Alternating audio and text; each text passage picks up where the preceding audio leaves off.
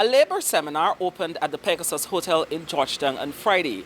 Organized by the Ministry of Labor, it targets foreign-owned companies operating in the local oil and gas sector, dealing with a range of issues from employment to occupational health and safety.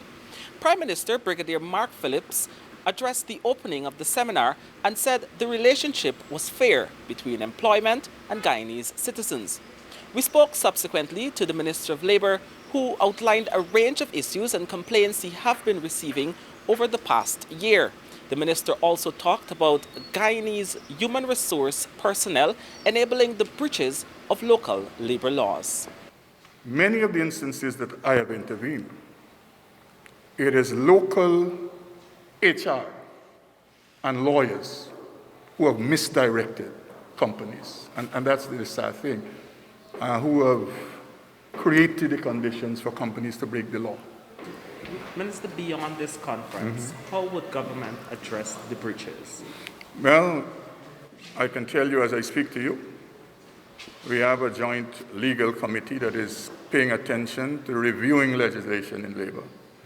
And I can tell you further that the fines will be substantial coming out of the recommendations.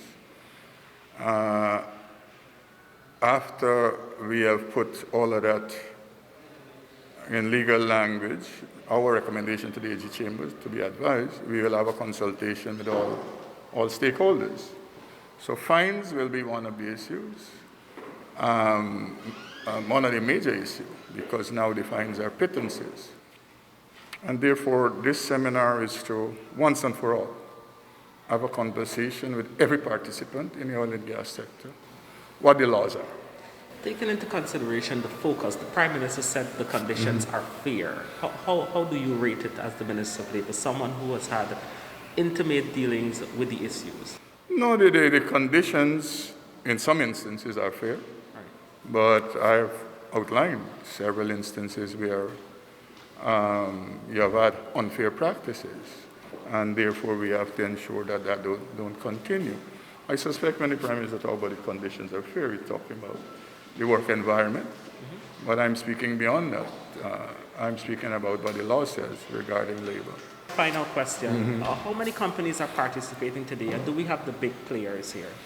Yes, we have all the players. As I understand it, we have 86 companies in all the different spheres, whether oil and gas, recruitment in oil and gas, training in oil and gas.